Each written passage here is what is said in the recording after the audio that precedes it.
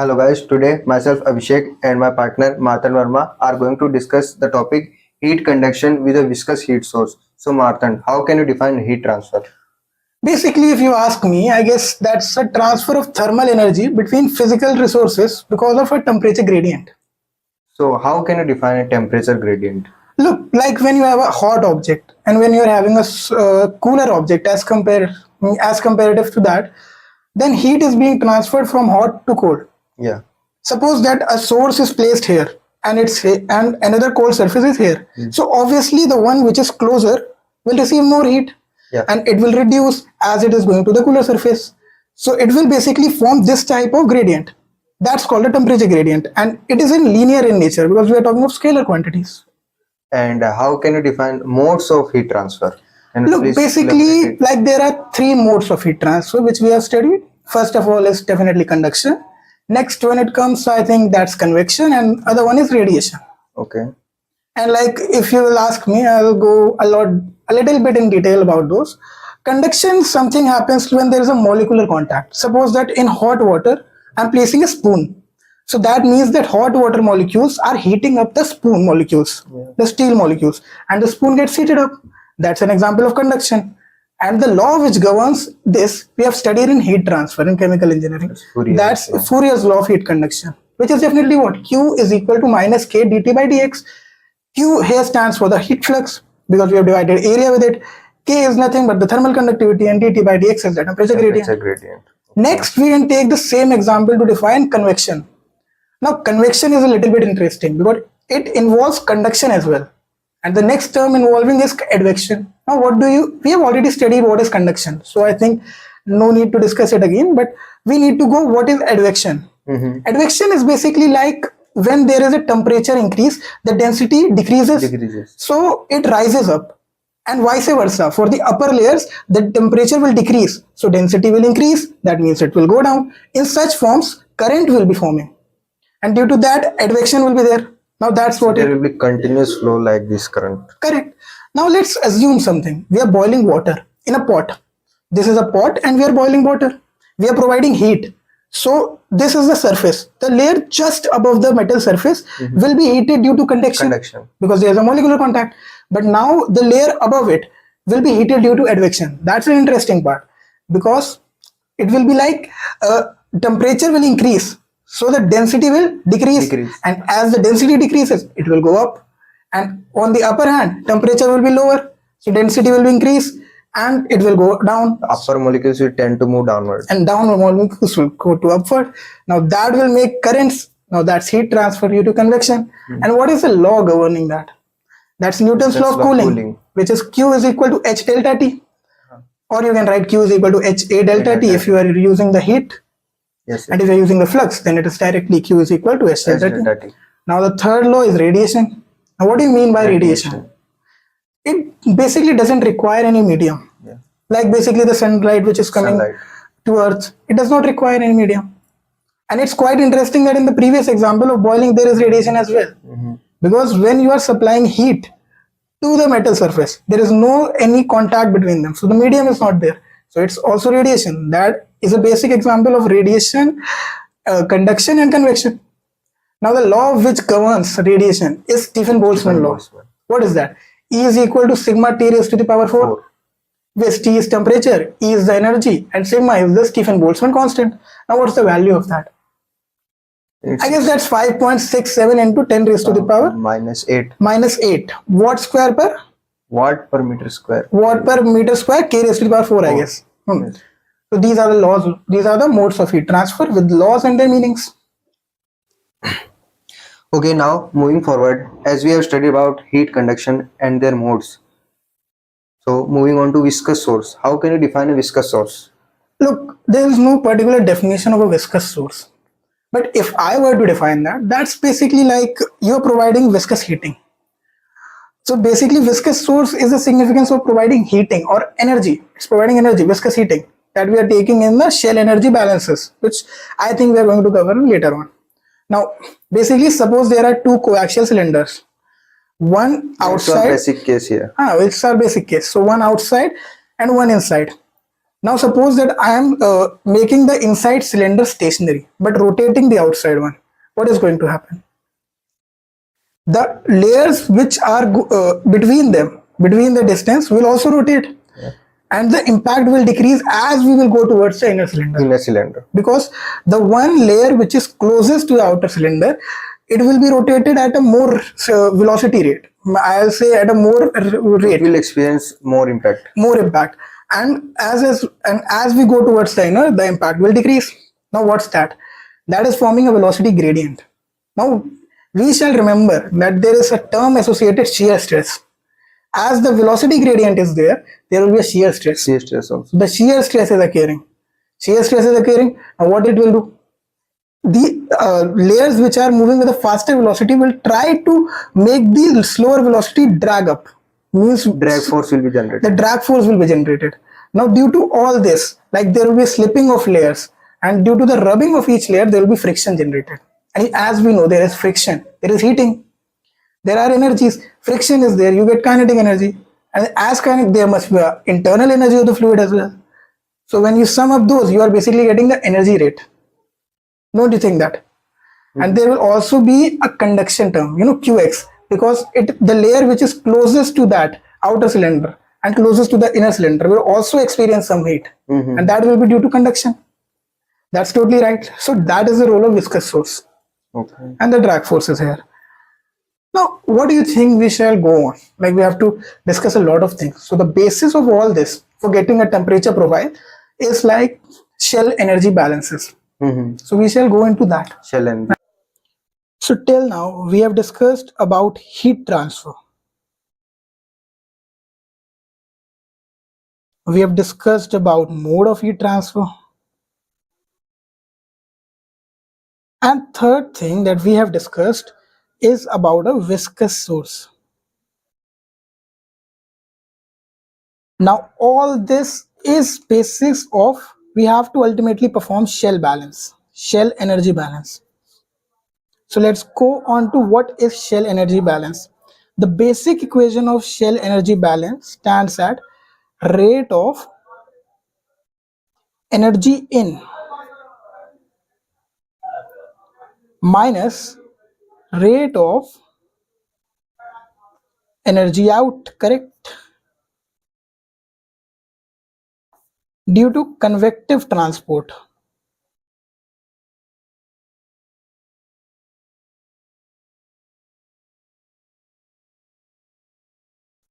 Plus rate of energy in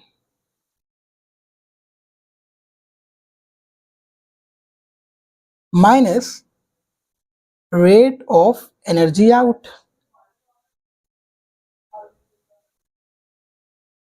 due to conductive transport.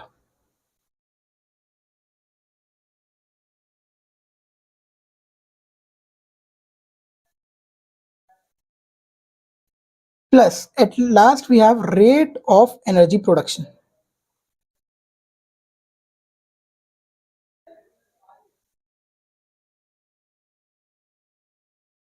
And that's basically equal to 0. Now why 0? Because here we have assumed steady state.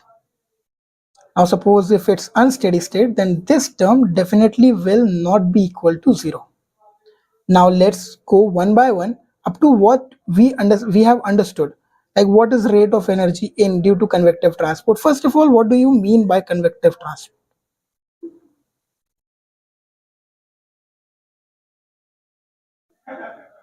So that's basically a transport of energy.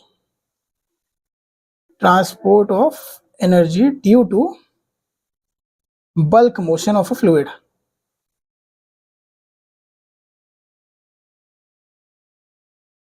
Correct. This is what we have due to bulk motion of a fluid.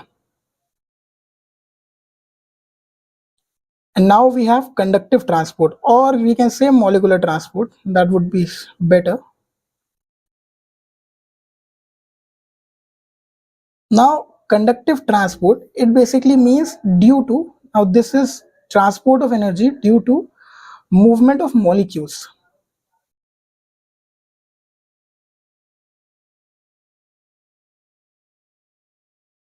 and the rate of production. Now that's due to viscous heating.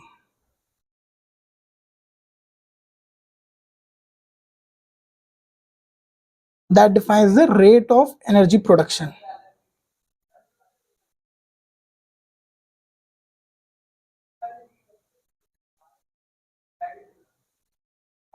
Now from our example, we can define all these terms. Suppose there are two coaxial cylinders. One is the inner cylinder and one is the outer cylinder.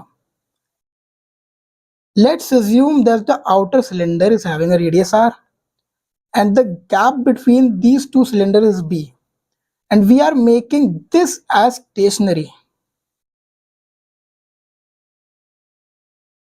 An outer cylinder is made to rotate within velocity omega. Now, will it be omega? Definitely. But what it is provided with an angular momentum omega. Now, what is going to be the velocity? Since it is having radius r and made to rotate with omega angle, now this is going to be omega r. The velocity will be omega r of this particular outer cylinder. Now, suppose there is a fluid.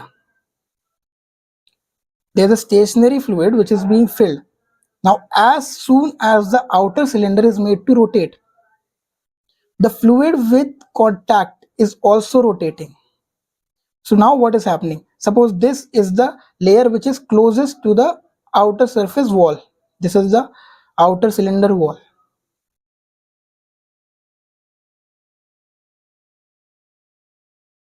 And this is the closest layer to the outer cylinder wall. Now the layers will be like this, till it reaches basically an inner cylinder wall. There will be much like these.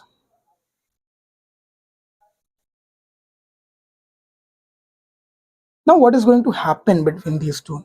Look, as soon as this rotates, this fluid also rotates. This fluid is also rotating. This fluid is also rotating. But since it is closest to the outer cylinder, this will rotate at a faster rate. This will be at a slower rate. This too will be at a slower rate. Now, you can go to next thing, like this will be at a slower rate. Now, due to this, there will be a velocity gradient because the layer which is closest to the inner wall, suppose it is having velocity v1, and the layer which is closest to the outer wall, suppose this is having v2. So obviously, since the velocity is decreasing, v2 will be greater than v1. So v2 will be greater than v1. Now due to this, there will be a gradient in temperature, dv by dx. There will be a gradient, and due to this temperature gradient, we know shear stress is minus mu dv by dx. Now due to this velocity gradient, there will be a shear stress.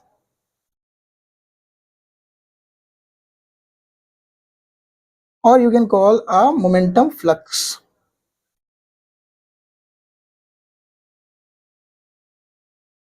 There will be momentum flux. Now this layer, means the one which is moving with a higher velocity, will try to make the one which is moving with a lower velocity to drag them. Like these layers are going to drag these layers. Due to this, there will be a drag force. Now there is shear stress, so obviously there is going to be rubbing, and rubbing will lead to friction, which means nothing but heat loss. Now this one is moving with a higher velocity, v2. This one is moving comparatively with a lower velocity, say somewhat v0, and this is v1. This is in between them. Now what will happen? v2 will transfer some sort of energy. It will basically transfer some momentum in form of energy.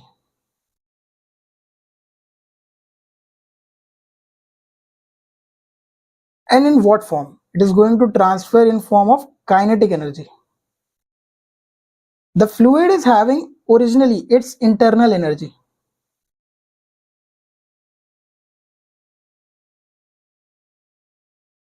And then the fluid is transferring some kinetic energy. Then obviously due to this rubbing, there is a heat loss. Now what is this? This is viscous heat.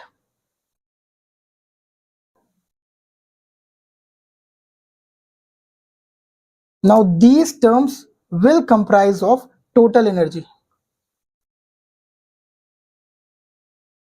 That is going to be internal energy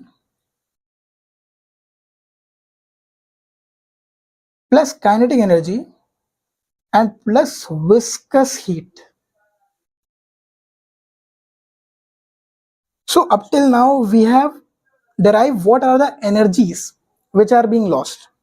Now we will go to the shell energy equation, which was rate of energy in minus rate of energy out due to convective transport. Now this is due to the bulk of fluid. Now let's go what is convective transport equation. Now this is going to be convective transport. So obviously that basically means bulk motion. It is going to involve bulk motion. Now when it comes to bulk motion, what is going to be there? Obviously the fluid is going to transfer kinetic energy, plus it is definitely possessing some internal energy. Now why it is transferring kinetic energy, we have explained before, but we shall go a little bit in detail more. The fluid which is moving with a faster velocity, it is going to transfer some sort of energy to the fluid which is moving with a smaller velocity in the form of kinetic energy. And definitely the fluid will have some internal energy on its own. We know kinetic energy is nothing but half rho v square, and when it comes to internal energy we can write it as rho u cap. This u cap basically is your internal energy, we are multiplying with density. Now when we have to write this, we can add this. So taking rho common, or maybe let's leave it, half rho v square plus rho into u cap. Now if we take rho common from here, that will be 1 by 2 v square plus u cap. This is the energy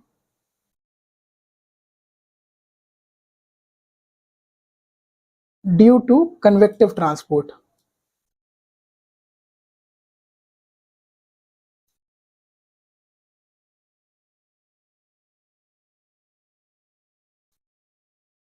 Now we can make something. Now let's consider, because we are doing a shell balance, so let's consider a shell. We'll consider this surface rather. Suppose this is the x direction, this is where the z direction is, and somewhat here will be a y direction. Means just let it be a velocity and let it be y direction. Now what do you think the velocity will be? Let's imagine it. Suppose you are having a plate like this, standing up right here, like this. This is the x direction. This is going to be a x direction. This is the z direction. So the velocity is perpendicular, which is going to be nothing but in the x direction itself. The plate's velocity will be in x direction itself. So the velocity representing here is Vx.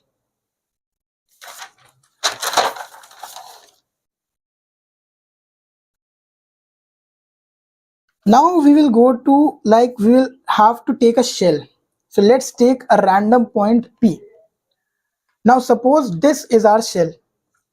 This is our point P. From here there will be x direction here, z direction here, and y direction somewhat like before. We'll take y direction as this. Now what do you think will be the velocity? It should be perpendicular. So it is x direction, z direction, y direction. Now we have to take a perpendicular velocity to this. What do you think it will be? It will definitely be in this direction itself, in x direction only. Hence this velocity will be Vx. Like the component will look somewhat like this. We had taken a stationary parallel surface, x is here, z is here, and y is somewhat at like backside. So that is going to be Vx. In the similar way, suppose I am taking it like this. Instead of taking it straight away like this, I'm taking it like this. Okay, so the x direction is going to be here, z direction there, and y direction here. Y direction will be here. Now we have to take perpendicular velocity. So this, and the perpendicular to this is going to be here. So suppose our surface is like this, means it's going to be same. So it's going to be Vy. Now suppose our surface is this, we are taking in the bottom, x direction is going to be this side, z direction is going to be upward, and Vy direction is going to be is this side. Now we have to take the perpendicular velocity. So here it is making one angle, here it is here it is making some angle, and the perpendicular velocity will be upside. These two are there, and you have to take something perpendicular, which is going to be here. So this is why if we take Vz like this, we have x direction, we have z direction, and we have somewhat y direction. This is going to compute of Vz. So we have three velocities, and when we are taking Vx, Vy, Vz, different point in a particular shell, we're taking the same shell in different positions. Now let's go what is the area. So assume that area is equal to ds. We are going to assume here only, and let's assume that we are only interested in x velocity.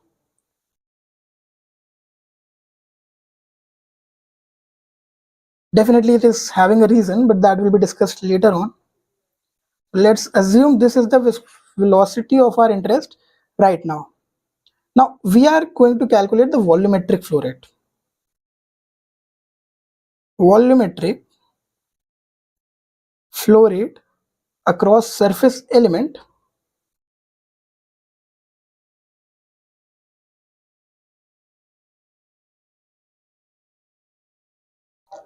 ds, which is perpendicular to x-axis. Now the thing which is perpendicular to x-axis, this is going to be Vx. So definitely it's going to be velocity into area, Vx into ds. We can verify it. Velocity is what? Meter per second, and ds is meter square. So that will make it meter cube per second. Quite simple. Now we have to go about energy flux, because the major thing in transport phenomena, we take the major thing as flux. So we will take energy flux, but due to convection. So that's going to be convective energy flux. So what do you think? We have derived that before. That's going to be this particular thing. So it will be half rho v square plus rho into internal energy. Obviously we have to take the flux, so that is going to be flux, that's going to be Vx. Now this is going to be the energy flux.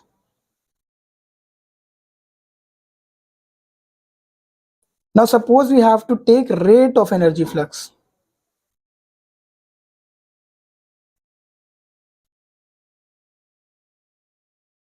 That is going to be energy flux multiplied with area. So this is going to simplify a lot bit. Half rho v square plus rho u cap Vx into ds. This is our rate of energy flux. Rate of energy flux due to convective transport.